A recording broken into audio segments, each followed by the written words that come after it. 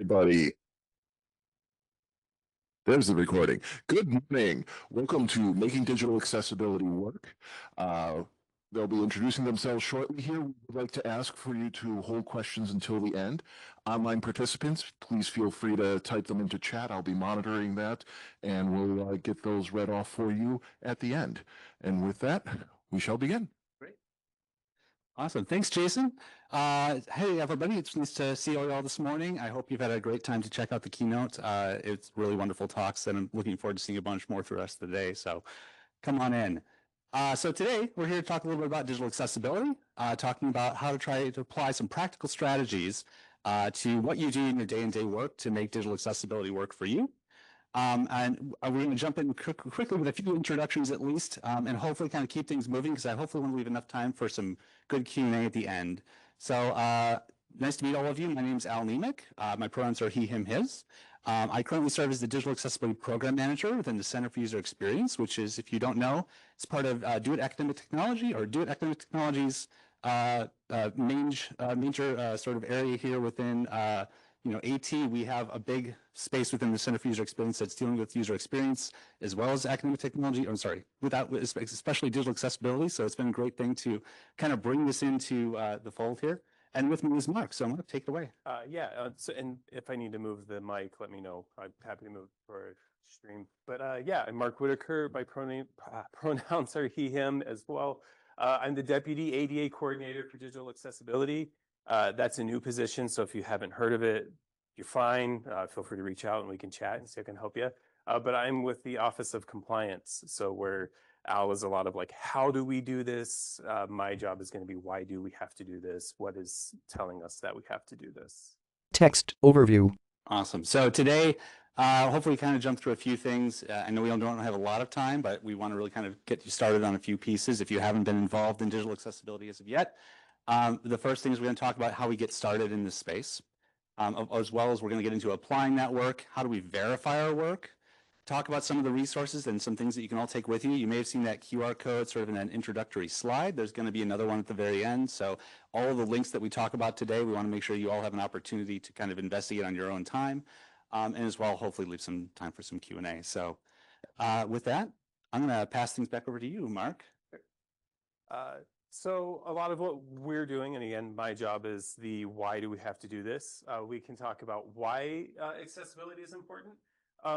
There are a lot of those reasons. I think if you're here, you probably already know this. You probably already feel this. You know, we have, I think statistically, it's depending on which report you look at, it's anywhere from like 15 to 25% of folks have a disability of some form. And so accessibility will help them have access to these things. I know, going off script a little bit, from a personal perspective, I have a visual impairment. So without accessibility efforts, I couldn't be here today. You know, I can like navigate airports. I could get a college degree and get a job, right? And that's sort of what we're doing for folks as well. We're providing opportunity.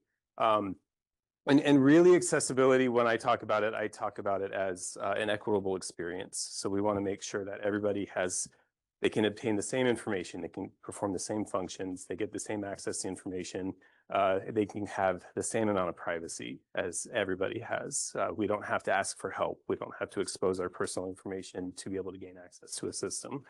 And we can do it quickly. You know, we don't need to ask for alternative means to get in there, wait 2 weeks for those alternative means to be developed, and then finally get that access. Federal rule and university policy.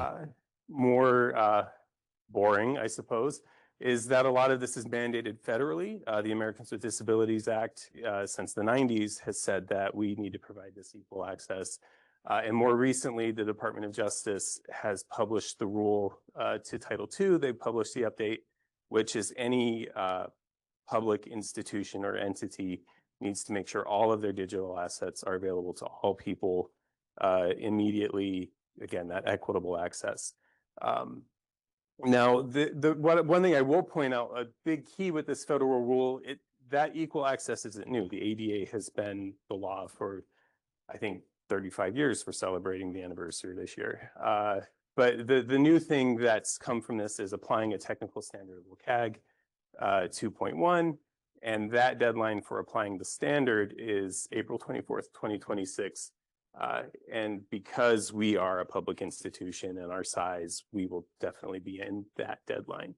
And that'll mean some updates. If anybody's familiar with the current policy, we'll have to update that to be compliant with the law, because there were like, if you can correct me if I'm wrong here, but there were like some staggered releases that were going to happen there. But with the new deadline, we can't afford to stagger that anymore. And then, yeah, so for what must be accessible, it's really easy to say all digital tools, but a lot of folks want to know what that means. So some of this will be easier than others. Websites and web forms, I think there are a lot of resources that exist for that now, so we can start moving on that. Software apps, so like desktop or mobile, that can be a little bit harder to test. Multimedia, we're going to talk about things like captions or audio descriptions and transcripts. Social media content, so stuff that we post out to folks, we need to make sure we're including all text and good links. Course content, no shortage of that going on. Library content, and also some internal stuff. So things that employees are going to use to access materials, we need to make sure that that's accessible. And our documents that we share. So everything from PowerPoint to PDF to Excel and Word. We want to take advantage of accessibility features available to us there. Digital Accessibility Program. All right. So with a lot of that, there's a lot of other efforts that are happening around to try to continue to develop some of the sort of resources and different guidance that's going to be out there. Just to give you a sense, obviously this is something that we all have involvement, we all have a responsibility to make our materials accessible. The big things as well that we have out there is trying to plan around how we can try to focus our attention on this in a sort of collective manner and make sure we're all following the same path. Some of the campus-wide initiatives that are working around this are the University Digital Accessibility Initiative, or the UDAI. There's also a lot of coordination within the universities as well as our Big Ten peers. I'm excited to see that there's a lot of participation with that group with us today, in fact, with the conference. So it's going to be great to continue to work with them in all of these pieces. There's also a lot of work happening within different units in campus, of course. The Center for User Experience does this work as well. For those that don't know, we continue to do an evaluation service, which is there to provide for you some method to get a better and deeper understanding of the accessibility of a particular material or resource you might have. So for those of you that have something like that, where you've gone through trying to make those things accessible, but still find maybe some uncertainty in knowing that, we can definitely encourage you to reach out. There's also a lot of coordination and support within the Digital Accessibility Policy role. The Office of Compliance, of course, working with Mark and his team and knowing that what we do is working within the correct bounds of what we need to comply with and why. And of course, there's a lot of folks in the community. So we have folks within the Digital Accessibility Liaison Network. For those of you that I know that are a few of you in the room that are part of that, thank you for being part of that and thank you for your work there. And there's a lot of folks as well as in the community of practice. So if you aren't already involved and interested in getting involved, the community of practice is open to everyone. There's well over 400 members at this point. We do active communication and collaboration on Microsoft Teams, just as sort of a nice, great asynchronous way of asking questions. There's also a great opportunity to sort of engage and learn more. We do tend to do sort of a bi-monthly sort of check-in. There's always hybrid or Zoom calls that are available for us to learn more about certain activities or certain opportunities to learn more about what you can be doing in digital accessibility. So next, a little bit about applying accessibility to your work. Best practices for everyone. All right, so yeah, we're going to look at each other a little bit because there's a little bit of a question. Whose slide was this again? Definitely one of these cases here. So, when you're thinking about what are the things you can be doing, there's definitely things that are going to pertain to you depending on your role, depending on what you do. However, there are some general things that you can apply no matter who you are, and these are some of the things you really want to think about. So first and foremost, when we talk about making all of our material accessible, I think a lot of us tend to immediately go to well, I have a lot of materials. I have a lot of things that I've currently produced or made over the years. The big thing is, start to think about what materials that you still need to maintain. Still things that you use or actively use as part of a university program. Those are things you're going to want to focus on. But there may be a lot of materials that you don't necessarily need to focus on at this point. So it's really important to try to reduce that surface area of what sort of things you need to address. The other thing is going to be learning about those best practices. So talked a little bit about ways to do that already. There's going to be some space in the community to do that. We're going to talk about a whole bunch of resources as well that are going to help you do that. But learn more about what you can be doing going forward so you don't have sort of this continuous buildup of more materials you need to address later. You're going to be able to then apply best practices just like you do in sort of producing any document. Right, so you might have, going through things and doing appropriate spell check and grammar check. These are the kind of things you want to do in part with that. Make sure you're doing those accessibility checks. Some of these tools are built right into the tools you already use. You may or may not know that already, but a lot of these things you can do right off the bat. So, and last, of course, make sure you do go back and review and improve those documents and things that you are going to actively use. So if you have a library of things, it's important to start to think about what materials you do have, what things you're going to continue to use moving forward, and how you might be able to improve that. So that's a big one, apart from, I think, every sort of thing we do. When Mark, you talked about all the different formats, documents, I think we all produce documents. There's a lot of other categories of things we're thinking about, but there's a lot of materials I think all of us tend to engage with and produce daily. Beyond that, though, we really want to talk a little bit about things with developers as well. So we have a couple of things. Mark, I know you may have had this one as well. Do you want to jump into this? Sure. So again, so when we talk about accessibility, one of the things is folks are using tools to access our content sometimes. A common one we are all maybe familiar with is screen readers. And so we can think of screen readers almost as like another user agent. So when we write our code and our HTML is published, the web browser knows how to read that. Well, the screen reader will take that same markup and it will follow the same, well, a lot of its own rules, but it follows those rules as well. So making sure that our markup conveys the structure and meaning is really important. Common thing we'll see here is something that visually appears to be a heading, but it doesn't have the heading tag, or the other way around where somebody applied a heading tag because they really just wanted bigger, bold text in that case. So it's just using tags for their intended meaning. Including alt text for images and icons is a really big one. Again, folks probably have heard this one before. But if an image is meant to communicate something, or if an icon has an action, we want to make sure that screen readers have that information as well. And also, if for some reason that image fails to load, we can have that text there so that that meaning can still be communicated. Yeah, so kind of going back to the markup one a little bit is we can make sure that all of our form controls have associated labels, because that will tell a screen reader when we get to a field the purpose of that input, as well, not just the label, but the role and the name and value. We want to be able to communicate all of those items to screen reader users. Yeah, keyboard accessibility. This is one that, we want to make sure our links are all correct. We can tab to them. We don't want to play around with the tab index unless we really need to. But this is probably one of those cases where folks in the room may be familiar, accessibility is good usability. And I know the more I programmed, the less I used my mouse, and I would just tab through websites a lot before I even needed to consider accessibility. Avoiding CAPTCHAs, another usability, accessibility crossover here. But CAPTCHAs introduce a lot of problems for accessibility and can make things really difficult. And then we can review accessibility as we're working. So I know I would use a linter a lot that would catch accessibility errors as I was writing my code. And we can prevent pushing inaccessible code even to our repositories by working that into our pipelines. One thing I want to just ask too is with the group, I know that a lot of you may or may not consider yourselves developers, but you may or may not contribute to a website, considering that a lot of campus these days is on WordPress. As a CMS, you have a lot of impact on a lot of these aspects, maybe not all of them, but alternative text, right? That's a big one. If you're managing a website, even just from a content standpoint, try to keep these sort of things in mind for sure. Yeah. So linters are in not working WordPress. If I'm working in my code editor IDE, so like Microsoft Visual Studios, I can have an add-on to it that will read my code as I'm writing it. And sort of like how a word processor would catch bad grammar or a spelling error, the linter would put little red squigglies under my code to say, hey, you have an image, but you don't have an alt text attribute here. As one example. And then it's CI/CDs, continuous integration, continuous deployment or development?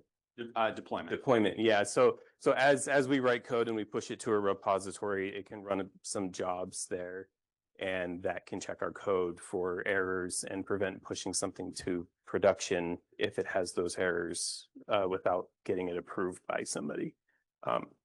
It's just putting more things, because even as a developer who's aware of accessibility, I've made mistakes too, right? Like we do these things sometimes, and these tools are here to just help catch us, a little bit of a safety net on the developer side. A great question, Matt. And by the way, for those remote, the question there was basically about what is a CI/CD or what is a linter, and how that relates to a lot of the work. But yeah, it's good answer. And it kind of makes that relation to what exactly making some of this more automatic is, right? I've been guilty as a developer in the past, also completely ignoring certain browsers that I should be testing with. So this is an example of making that a part of your process so you cannot forget it. And then documents. So this will touch a little bit on some things that Al had mentioned earlier, but and a lot of the concepts will be the same from web because web really is just a document, right? But we want to provide accurate and succinct titles. So this, so in the web, we may have a specific page title, but in a Word document, you know, that first heading will be our page title. That will let users know the purpose of the document as they start getting into it. Using headings as well to build out the document structure. A really common way for screen reader users to navigate any content is the H key while your screen reader is active. We'll skip 2 headings and it lets me skim content the way a fully sighted user would do it same way. Yeah, again, you know, text alternatives for images if those have meaning to them. Clear, concise, and easy to read content. So I think one thing working in a university, some of our content creators are still treating basic content almost like a dissertation. We've got to consider the audience we're writing for and the wider audience in using plain language when possible. Accessibility checkers in the software, again, something Al touched on. Word, PowerPoint, Outlook. Does Excel have an accessibility checker? I'm not sure. But there are tabs to do a lot of these checks in the document as you're working on it that will catch things like color contrast or missing alt text or missing headers and will help us make those changes before we send that document out to folks. If there are approved templates, we should consider using those because a lot of times that will maintain a lot of the document structure. Like PowerPoint can be really finicky as we start to add content to it and it will change the reading order. So having a template that already has a lot of that in place and sticking to it can help us a lot. And then sharing the source document when possible. PDF can be difficult for accessibility, even when a lot of the intention is there and we put a lot of work into it. So if we can just share the Word document or the PowerPoint, that can help folks a lot. I guess we go back to web. So for designing websites, consistent navigation is really important. So making sure a header is where folks will expect it. Maybe if we have like sidebar navigation, the same links when possible across both of those spaces. Being able to skip those links as well to get into the main content, another advantage. Using color alone to convey meaning is a big one. So we may see this with like status, like a red light that says someone's active in Teams, right? A red light that says we're there, a red light that says we're off. On a website, if folks who are colorblind or can't see, that circle has lost all meaning to them. So some combination between the circle and a symbol, so maybe a green check and a red X. Using those in combination. Avoiding content that starts automatically, you know, those videos or those sliders where we just start, or the GIFs that just, as fun as they can be very distracting for some folks, or even cause nausea in some cases for content that will just automatically start. There are techniques around that we can discuss later, either just not having that content at all or respecting the user's settings that they have on their operating system to deliver alternative content there. Again, going back to using approved themes. So I am pretty new to the university, but I know we have some WordPress themes that are already out there and that are very, if you're on WordPress, I suppose you can get to them. But a lot of the accessibility has already been accounted for in a lot of that.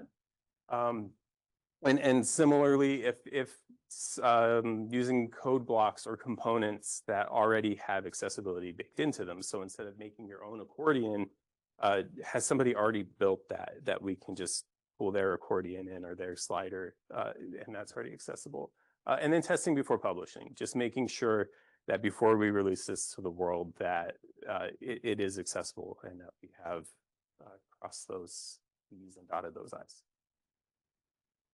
Okay, the multimedia, sorry, I thought I was done there.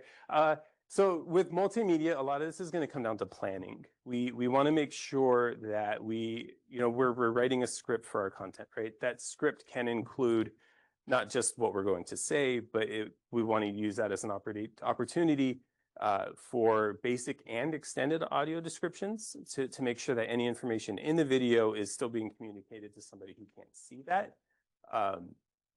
Captions are really important for the spoken words. So that's the text version of what's being spoken. And we want to identify our speakers and intent there. One example we've seen is something happens and maybe a trombone plays. Adding context to that would be important. Maybe something sad happens, so it would be like a bum, bum, bum. So you would say sad trombone, and to kind of drive that point home for folks. And again, yeah, audio descriptions is anything that's presented visually, but not through text. So if we have a class and there's a chart and a professor says, now as we can see in this chart, this is a bad thing. We may need to provide an audio description to talk about what's in that chart and, kind of go into it, unless the professor or the instructor does, break the chart down in their content. And then transcripts. Transcripts are really great for audio only, for something like podcast. But then we also have descriptive transcripts, which are almost like a novel, where we'll say this person said this and then this happens. And sometimes these descriptive transcripts can be used in place of audio descriptions and the extended audio. But again, to get to that point, it requires a lot of planning and knowing your content before you publish it. Verifying accessibility. All right. So and thank you for all the detail on that, Mark. And there's a lot to go through with these pieces. So what we're hoping to talk about a little bit now is a little bit about how you might verify some of that accessibility, because there's a lot to think about and a lot of things you might be running through. As you run through some of the applications that you work with day in, day out, like as Mark mentioned, things like Word or PowerPoint, there are checkers built right in. In fact, at the bottom sort of left-hand corner of a lot of those programs, you're going to see accessibility checker, and you can click on that and it's going to give you a little bit of a run through based on your document. What are those things you might need to check? Those sort of checkers, we tend to think of them as automated, right? These are the automated checkers, the ones that are sort of trying to do its best to look at your information, look at your content, and try to give you a sense of what sort of changes you need to make. Like, hey, you may have missed a heading here, or we look at this sort of particular image, we see you not having the alternative text here. Can you please add some? Automated checkers are really, really great to give you a general sense. They're not necessarily going to cover everything. These automated checkers don't necessarily have context for the content you're putting in there. They don't know how it's being used. They're not going to do the information as well as you can. And as sort of as mentioned by Mark, there's multiple sort of formats within sort of some of these formats that you might be working, like multimedia, where any sort of automation or check of that nature is not going to know the information and how it's being perceived or how it's being delivered to the end user. So when you're thinking about automated checkers, there's a couple of different ways, though, you can leverage these. If you're talking about things like websites, for example, there's a bunch of them out there. If you may have already used them already, if you've ever heard or seen the application Wave, if you've ever opened up perhaps the web inspector in your browser and seen there's a little tab there on Chromium or Chrome called Lighthouse, and there's a whole bunch of other tools and extensions you may have been able to download already from, let's say, the Chrome Web Store that have given you similar capabilities. And these sort of things just tend to look at the singular page you're looking at right now, let's say in the case of a website, give you a sense of exactly what you might be needing to address at that point. We've mentioned sort of through that developer column, we've mentioned a little bit of things about like linting and pipelines. A lot of those are really great ideas and sort of techniques for developers or development teams to engage with, just because it sort of, again, makes that step of double checking your accessibility a little bit more automatic, a little bit of something that you're always doing by default. If you're looking at documents, though, and you're really trying to think of day in, day out sort of things, look at that accessibility checker in the bottom left-hand corner of some of those Microsoft Office programs. If you're using Google Docs, which I think a lot of us tend to be day in, day out, there is an extension available to everyone here at UW-Madison called Grackle. That is something that you can add to Google Docs at any point. You simply go up to the extensions menu in the top. You'll go to add-on extensions and you'll type in Grackle. You'll find that they're available. As long as you sign in with your campus login, you can utilize that. So that'll help you check things like Google Docs, Google Sheets, and Google Slides. Similarly, it does just like what the Word checker does as well, as it's going to kind of go through and look at your document and try to let you know what sort of things you might need to be missing or you might be missing at that point. Beyond that, though, what happens beyond these automatic checks, right? The manual checkers are really kind of trying to more emulate the actual use of assistive technologies or really use assistive technologies. So in the case of things like screen readers, NVDA is a free one that's available for Windows. macOS VoiceOver is built right into macOS. These are some of the different tools that you could utilize if you want to sort of look at and engage how screeners actually work. You get to leverage the actual technologies and get a sense of exactly what that person might be experiencing. These things can be challenging to get into, but if you do take the time and start to look at these things, we do recommend you take a look. We'll go over some resources at the end, but there are some guides for you to learn how to sort of engage with some of these tools as well. There's a few other things you can look at too, like color contrast, magnification, and keyboard.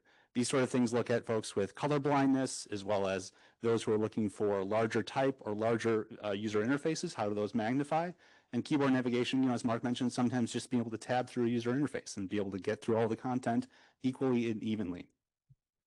So I know we're running a little on time, so I'm going to try to move things along here pretty quick. There's a few other tools here, and we're going to, by the way, as I mentioned, we're at the top here, we're going to make sure that everything here is available for you to look at and sort of take in at your own time. But some of the word testing or some of the tools for documents, as I mentioned, things like Grackle, things like testers built into Word. PDFs, there is a checker built into Adobe Acrobat. However, it is a very difficult one to use. So as I think Mark had some great advice there, which is if you can, go back to that original format. Try to work within the document that you exported to PDF first. Look at what you can do there. Websites, if you haven't already engaged with those, if you do website publishing at any form, you can always go to your website, go to what's being seen by the user. And if you happen to go to your browser, on most browsers, both Firefox or Chrome, for example, you can right click, say that go to inspect, and there'll be a set of tools there. Now, these tools can be a little bit daunting, but there's one that's on Chrome, for example, called Lighthouse. It's going to give you a good way to run an accessibility check, let you know what you're missing, let you know if you've maybe missed a heading or things that can be adjusted there. Course content tools. Course content. I don't know how many of you may be dealing with Canvas content or publishing the Canvas. There is a tool built in there as well. So You Do It is available to everyone here publishing or administering a Canvas course. It's a tool similar to a lot of these other automated checkers where they're going to help you go through, look through what things you can address and adjust. And these are tools that we're continuing to evolve as well. So while there's You Do It available right now today, things that I mentioned in terms of those central coordination committees as well are working on trying to advance and improve the tools that we have available to us. Multimedia tools. Multimedia, we have a few things revolving around captioning. So I think, as we look at tools like Kaltura, if you've published content there, Kaltura does enable something or does let you request something called machine captioning. Machine captioning is helpful in the sense that it's there. However, the accuracy is limited. And I see the faces, yeah. Its accuracy can leave a lot to be desired. If you actually can, from a standpoint of just looking at it before publishing, you can really kind of get a chuckle out of what it does with some of the proper nouns. But with that in mind, it is still something that can sometimes give you a leg up. It gets it started for you. But we encourage you to go back in and take a look with the tools that Kaltura provides to improve the accuracy of what you're providing there. The goal is to obviously try to make that information as accurate to the real information as possible. Other emerging technologies, though, are things we're always keeping an eye on. AI is making some great advancements there. So captioning is, I think, going to continue to improve. And as those technologies become available and are vetted, these are the kind of things we're hoping will become more available on campus and at some point be able to make that captioning job a little bit easier. Procurement. So a little bit on the procurement side, and I'm going to look between the two of us. I don't know which one of us wanted to cover this, but we can. Yeah, sure. So I guess we'll say one big part with accessibility, we do buy tools, we buy resources. Let's make sure that those are accessible. So we would be the contacts there as well. Like the Office of Compliance, we can help you review and write that contract language. With Al and his team, they can actually perform, like he mentioned earlier, the evaluations on those to make sure that when the vendor says it's accessible, we'll keep them honest. And then we can start to talk about what the next steps are when it comes to procurement. And you just left a couple of links up here as well to get a little bit more information if you'd like. The rest of this, we're going to save for all of you to be able to engage with at your own time. We'll provide a QR code at the end. If you're looking for these slides, they're available right now. And they have a series of links for things on how you can engage in various categories. But knowing that we're limited on time, Jason, I don't know if you'd like to take some things and see if we have any room for questions potentially. Unfortunately, 1 minute left in our allotted time, and conferences wait for nobody. So I think best way maybe to wrap this up here is if people have follow-up questions, you gave some good websites there, what are some good email addresses or Teams channels to get a hold of you on so that they can engage more with this? Yes, so absolutely. Thank you for that. And there's a couple things you can do. First of all, if you'd like to, you're again welcome to pull up the slides here. We'll have a series of slides at the end with resources, as well as some of those links that Jason mentioned. If you want to contact any of us at the center, I recommend using Center for UX at wisc.edu. There's a great way for us to contact us there. We can engage with you as well.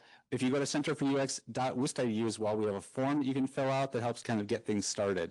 We also like to make things as approachable as possible. So if you just want to have a quick conversation and you feel like you just need some quick advice, you can also sign up there for office hours, which we conduct every Wednesdays and Thursdays to sort of just sit down and get 20 minutes with us and ask a few things about what you should be doing more. So yeah, I'm new and I'm looking for folks to talk to. So feel free to reach out and say hi, ask any questions. We're building up towards the office hours, but because I'm newer, my schedule still has some open time. So I'm remote and miss people. So, if you want to chat, just feel free to send an invite, and I'm always happy to see what your needs are and to help. we're definitely doing knocked office hours too. So, I mean, just sign up. Yeah, Knocked all of it. I block off hours to get dragged into that if I'm needed as well. So. But thank you very much. So. Questions? A QR code is linked to Google Slides.